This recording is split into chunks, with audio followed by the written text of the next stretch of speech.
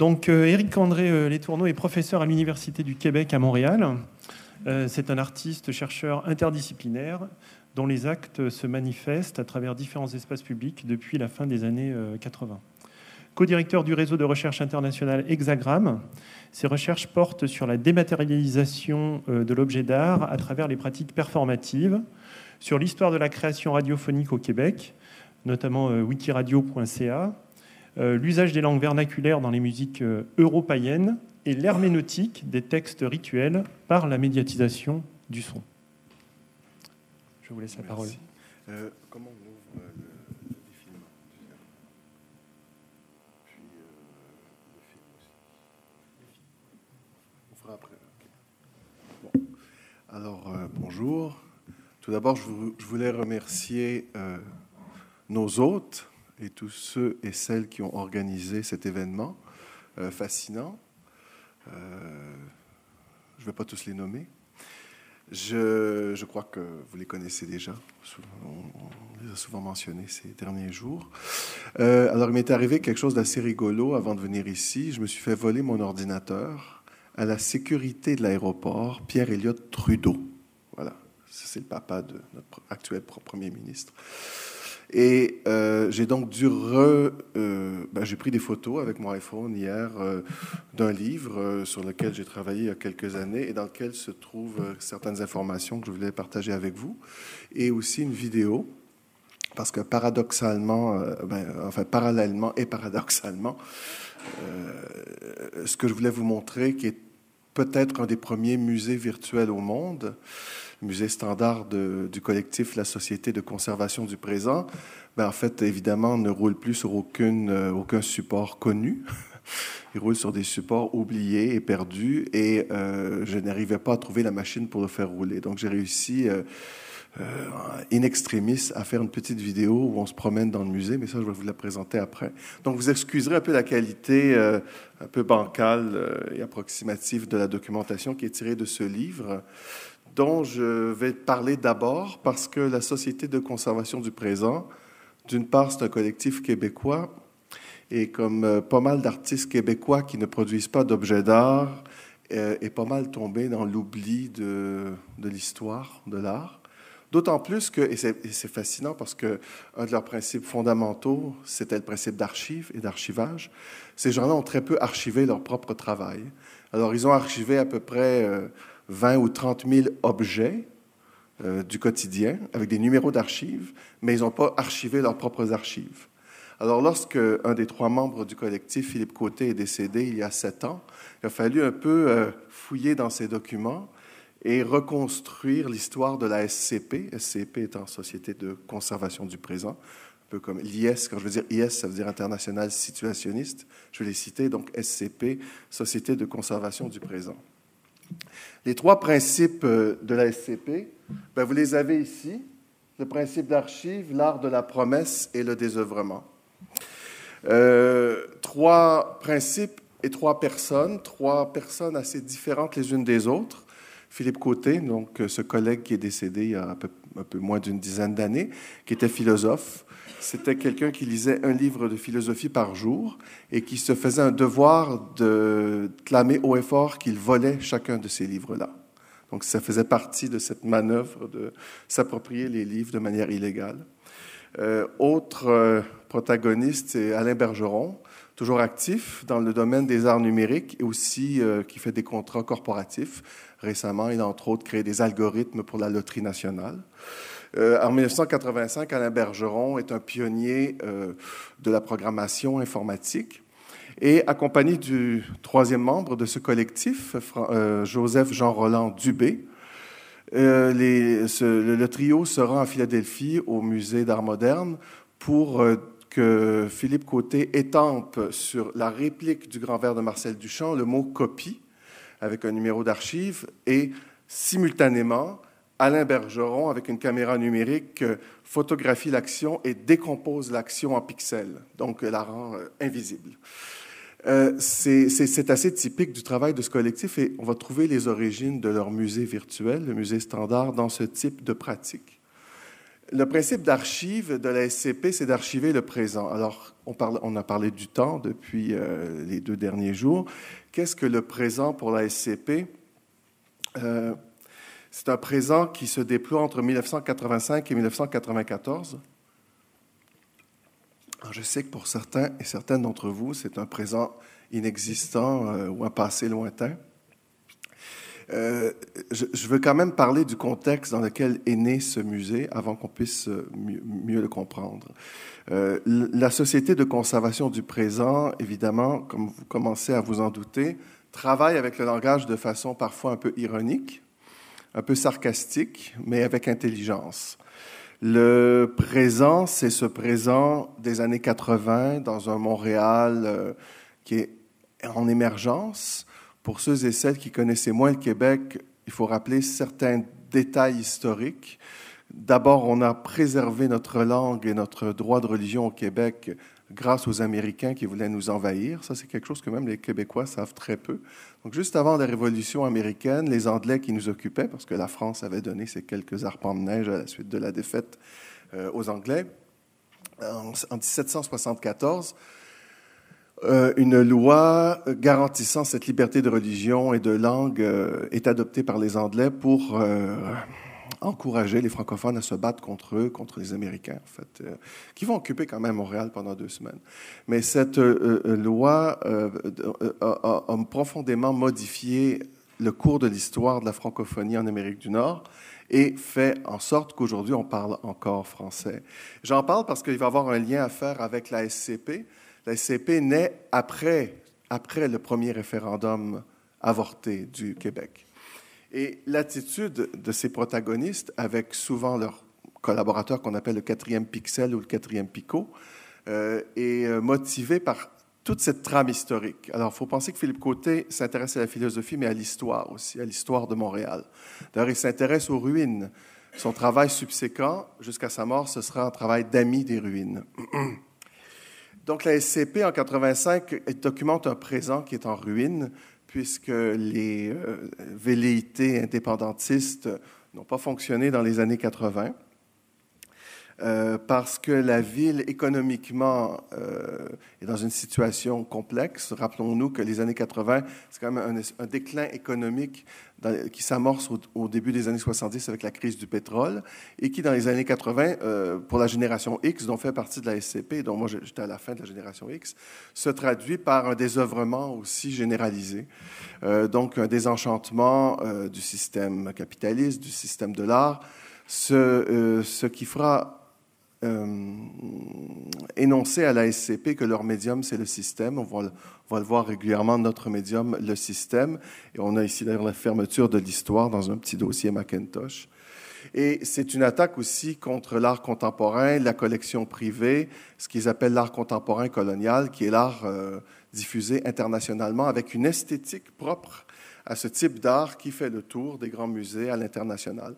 Alors, l'attitude de la SCP, en termes de création et d'esthétique, va se positionner directement, parfois même en opposition, par rapport à cette pratique d'art contemporain colonial.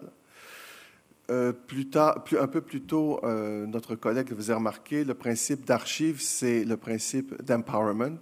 C'est une manière de s'approprier le présent. Alors, c'est en fait l'acte d'archiver chez la SCP qui est important. Ce n'est pas l'archive elle-même. C'est cette action d'une archive qui sera oubliée de toute façon. Il y a donc une mise en abîme du principe d'archive et cette attitude critique va trouver un écho dans des infiltrations urbaines, dans des géotransgressions d'espace, dans les musées, entre autres, et dans cet événement qui deviendra la Biennale de Montréal, donc les 100 jours d'art contemporain, où la SCP intervient à même l'espace sans permission, avec cette méthodologie d'utiliser des lettres de vinyle, comme on le voit en bas, pour créer des installations qui sont en fait s'inscrivent dans une tradition de vandalisme de l'art.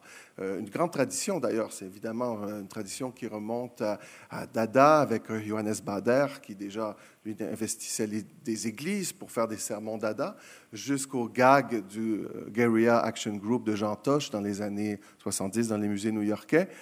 Et à la même époque, le mouvement néoïste, qui est peut-être moins connu en France, mais qui a eu pas mal d'impact en Amérique du Nord, surtout à Montréal, Baltimore, Portland et New York. Et il y a aussi un peu de mouvement néoïsme ici à Berlin, mais c'est surtout un mouvement nord-américain, donc néoïsme, le nouveau-isme, où des personnages ou un personnage, on ne sait jamais si c'est un ou plusieurs, nommé Monty Canson, parce que je peux être Monty Canson, c'est d'ailleurs Monty Canson qui parle présentement. Monty Canson s'attaquait au musée en donnant des peintures de sang. Alors, Monty Canson, Istvan Kantor, c'était ce Monty Canson-là. En fait, maintenant, tout le monde le sait. Je peux le trahir. Pénétrait dans les musées et, sans permission, lisait ce manifeste néoïste sur l'aliénation économique, le musée comme espace public qui n'est pas un espace public démocratique et qui est en fait une imposture pour, avec l'aide d'une infirmière, où lui-même avait été infirmier, il pouvait le faire lui-même, se faire une prise de sang et faire un grand X sur le mur blanc du musée entre un Braque et un Picasso. Alors, il est arrivé quelquefois que quelques gouttes de sang débordent un peu sur les œuvres d'autres artistes. Avec ce manifeste, comme quoi l'art néoïste devait être maintenant. Alors, vous voyez cette idée de maintenant et de présent, et aussi de transgression du musée maintenant comme un acte politique et un acte artistique, un geste esthétique, va faire partie de cette idée du musée standard qu'on va voir dans quelques instants. Et les ruines, bien sûr, amis les ruines. Vous m'excusez, j'ai pris ça avec la petite caméra hier parce que je n'ai jamais pu retrouver mon ordinateur. Évidemment, marché de l'art et des documents dont le plus important est peut-être ce rendez-vous du 28 juillet 1985, où pour la première fois, Alain Bergeron et Philippe Côté et Joseph Jean-Roland Dubé vont connecter des ordinateurs à travers le monde pour un jam multimédiatique intégrant la participation du public autour de Marcel Duchamp. Ça, c'est Monty Canson qui fait une copie d'un tableau de sang, de son propre tableau. Et voici un des leitmotifs de la Société de conservation du présent. Nous savons que nous n'allons rien dire de nouveau d'ailleurs. Ceux qui viendront après ne s'en souviendront pas non plus. Alors, ça, c'est après avoir archivé 30 000 objets du présent. Un des concepts importants, et ça rejoint cette idée de québécitude de la SCP, parce que la SCP va essentiellement parler dans ses œuvres du Québec, de l'Amérique du Nord et des Autochtones. Donc, en s'échappant des sujets habituellement abordés à l'époque, en tout cas dans les grands courants de l'art contemporain, c'est une espèce de poésie un peu pataphysique sur le barrage hydroélectrique. Vous savez que la nationalisation de l'électricité, c'est un des grands symboles politiques de l'affranchissement des Québécois. Donc, la création d'Hydro-Québec par le ministre de l'Énergie de l'époque durant la Révolution tranquille, après la chute du clergé en 1959 et de Maurice Duplessis. On a eu le clergé qui nous a dominés jusqu'en 1959, croyez-le ou non. Donc, cette nationalisation de l'électricité, maître chez nous, survient quelques années après cette chute, vers le début des années 60. Et Hydro-Québec est né, et c'est une des forces économiques les plus importantes du Québec, où ça l'a été pendant longtemps, et ça se l'est encore aujourd'hui. Alors, Philippe Côté parle souvent du barrage de Castor comme un barrage de l'encyclopédie, en fait, comme une métaphore de l'encyclopédie. Le barrage est comme une encyclopédie de la connaissance qui peut s'accumuler et s'archiver de manière assez anarchique, comme l'eau qui s'infiltre, dans laquelle il y a des courants. Donc, cette idée que la connaissance n'est pas linéaire, mais véritablement fluide. Et je ne sais pas si je l'ai ici, un des documents, dont je ne l'ai pas ici, de la SCP à ce sujet, c'est un document intitulé d'Hydro-Québec, donc de l'Hydro-Québec, mais d'hydro comme d'hydro de l'encyclopédie. Alors, bon, cette notion de calembour était très importante pour la SCP. Peut-être passer à la vidéo.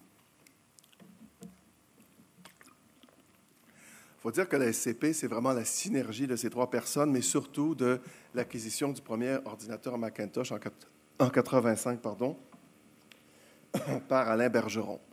Alain Bergeron, à l'époque où il travaille avec la photographie numérique, en 85, crée un petit livre qui gagnera un prix à Paris dans un événement d'art technologique ou un événement plutôt technique, pas nécessairement d'art, mais un événement autour de la technique numérique.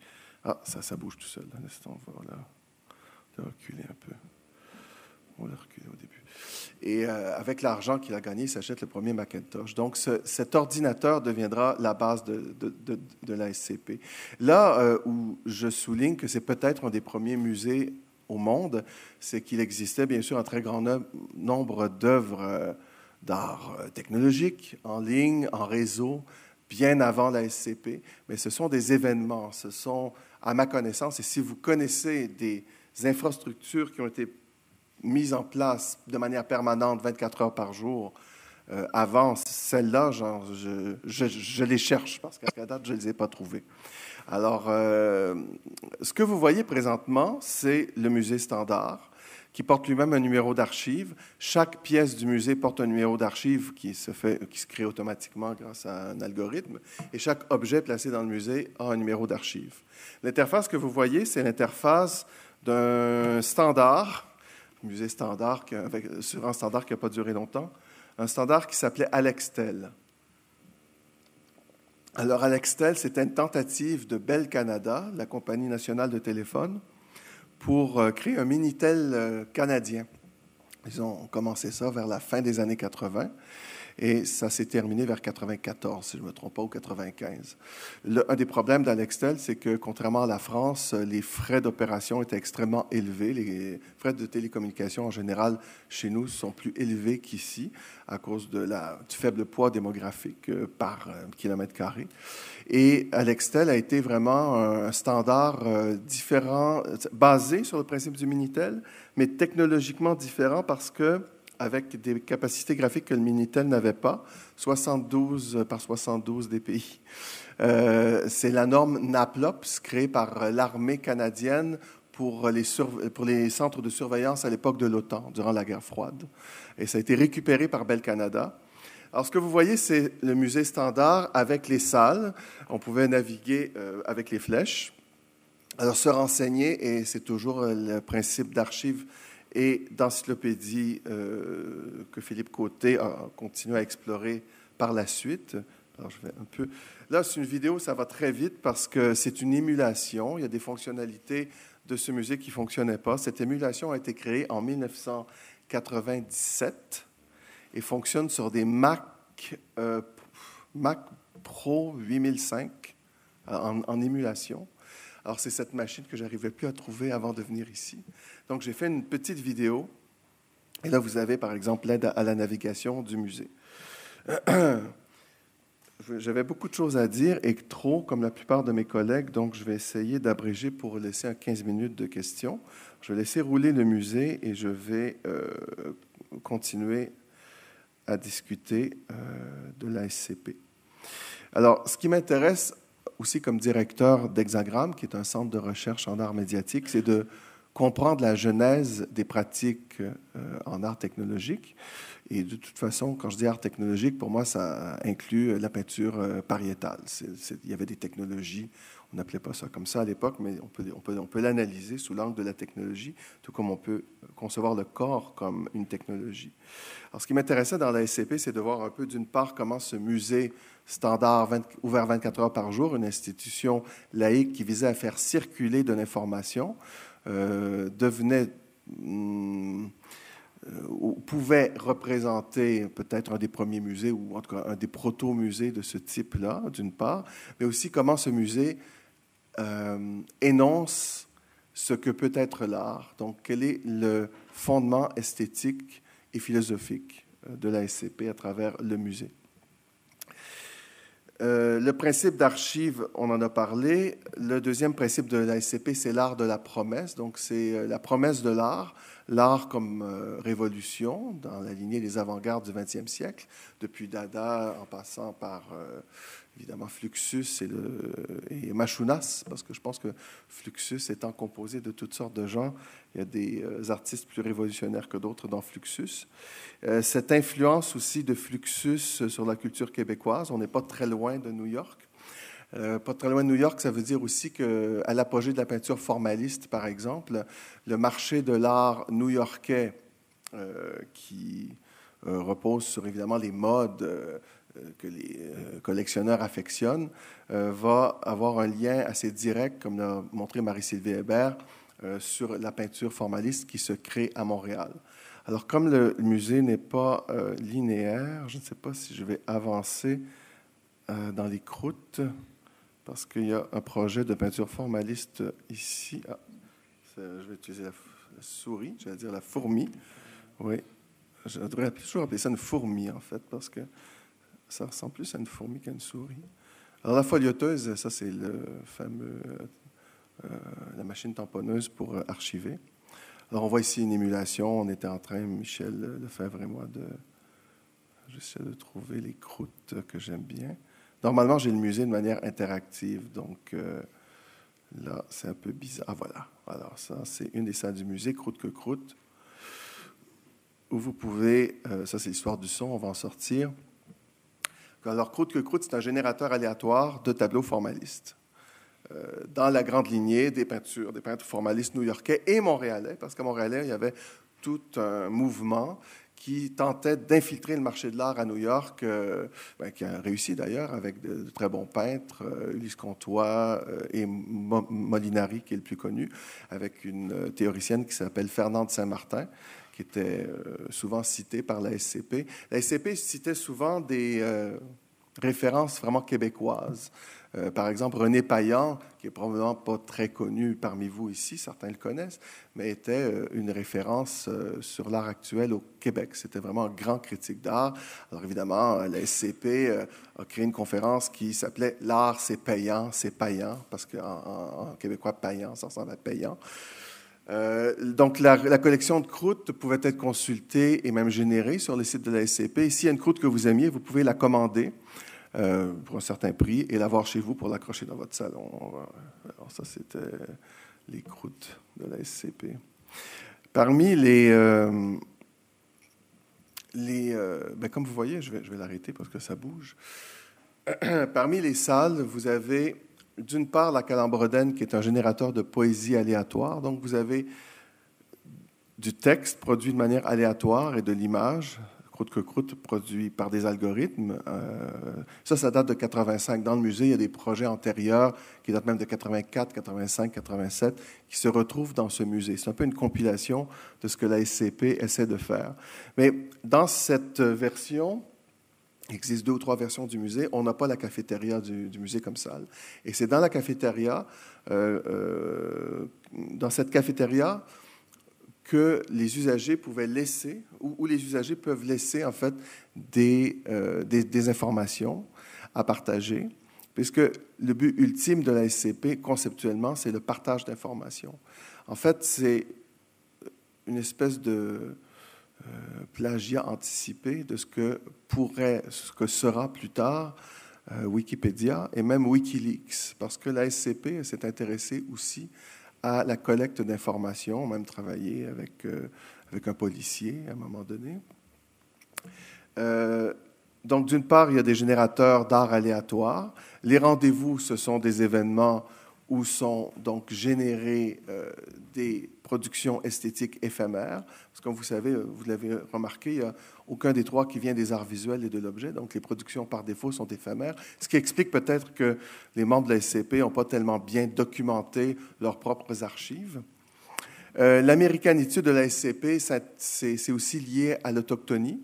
Ici, une salle sur les Mayas par le mayaniste Philippe Bézi, un des 4e Picots. Les 4e Picots, c'était les collaborateurs de passage, la folioteuse et des contes. Alors ça, c'est Myriam Clich qui s'intéressait aux contes et aux dessins d'enfants. Par exemple, Télécolore est une série d'ateliers que la SCP avait créé pour les écoles. Alors, je vais essayer d'avancer. Ça, c'est la Calembredaine. C'est dommage que je ne puisse pas vraiment naviguer dedans. Mais, par exemple, tiens, Bon, je vais y aller en ordre, ça va être plus simple. Alors, la Calandre-Oden, ici, vous en avez 4 ou 5 algorithmes qui fonctionnent un peu à la manière des poèmes oulipiens. Alors, est-ce que ça roule? Oui, ça roule. Il y a des poèmes érotiques, évidemment, qui naissent de cette... Alors, les poèmes sont toujours différents, évidemment. Il avait été question qu'un 1% soit créé à partir de la Calandre-Oden face à l'Université du Québec. Il faut aussi une mise en contexte que j'ai un peu oublié de faire, c'est que la SCP avait des quartiers généraux et que les participants au projet de la SCP, donc au musée, se retrouvaient dans ce quartier général qui était au 259 Sainte-Catherine-Est. Et c'est un lieu très intéressant parce qu'aujourd'hui, ça s'est gentrifié. Mais à l'époque, c'était le Red Light. C'était vraiment le quartier de la prostitution, le quartier de la drogue. Et paradoxalement, la Société des musées québécois avait pignon sur rue juste à côté. Donc, c'est un quartier extrêmement étrange avec des zones de tension et un lieu assez important à l'époque, qui existe encore, mais qui n'a plus du tout le même sens, qui s'appelle les Foufounes électriques, qui avait été fondé par des artistes, en fait, qui étaient politisés, qui avaient eux-mêmes fondé un parti qui s'appelait le Parti Rhinocéros, un parti politique, qui était un parti constitué de gens à tendance anarchiste et qui, au cours des élections, à travers ce parti, faisait des propositions farfelues ou des performances au milieu des rallyes politiques des grands partis. Donc, ces Foufounes électriques étaient vraiment le bar voisin de la SCP, où se retrouvaient les gens de la SCP et les néoïstes et d'autres artistes, dont les gens du Parti Rhinocéros. C'était vraiment un quartier qui était un quartier incubateur de nouvelles idées. Et la SCP s'intéressait surtout aux pratiques marginales en art. Par exemple, parmi plusieurs, Ernest Gendron, qui est un peintre naïf, qui a créé des manifestes comme quoi il était le fondateur de l'infrastructure globale, ou T-Pop, mouvement T-Pop, qui était un mouvement créé par un groupe d'artistes, dont Pierre Théberge, qui deviendra plus tard directeur du Musée des Beaux-Arts de Montréal. Le mouvement T-Pop, c'est une version québécoise du pop art, mais qui s'inspire pas nécessairement fondamentalement des produits de consommation à l'américaine, mais vraiment des produits de consommation de masse québécois. Donc, un retour aux artefacts qui ont subsisté chez nous jusqu'en 1959, des crucifix en plastique fluorescent, mélangés évidemment avec des produits de consommation plus américains, mais vraiment toute une récupération, un détournement de l'industrialisation des objets de culte catholiques au Québec.